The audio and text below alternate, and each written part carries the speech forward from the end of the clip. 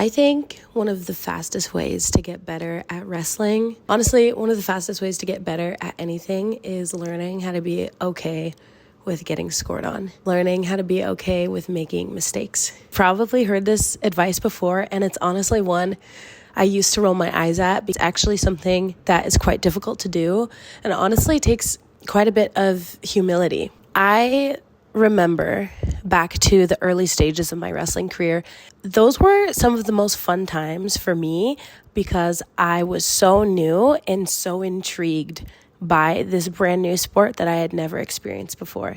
Really enjoyed the application of the new things that I had learned. Like, I just learned this in practice, I'm gonna go try it in competition. It was before I had learned to care about winning. Obviously, the first time I got pinned, it was not a good feeling, but in the beginning, it was just about learning and enjoying it. I didn't really have room or even a reason to care about if I won or lost.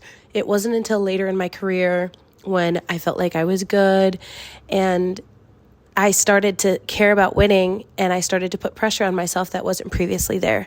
We hear a lot from coaches about practicing how you compete, and while I believe there's truth to that, I think that it honestly depends on what type of competitor you want to be.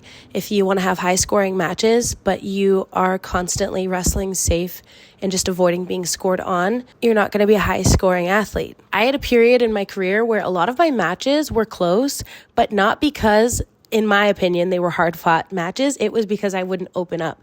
I wouldn't allow myself to be scored on. I was afraid to take the risk of working for my own score. So I would keep matches extremely close and try to win by the smallest little point. That's not how I wanted to be. That's not how I want to be. One of the places that you can look to is practice. Are you opening up in practice? Are you taking it personally every single time you get scored on? Or are you treating practice as an opportunity to learn? When you don't take getting scored on personally, it opens up so much freedom to create and actually enjoy the sport.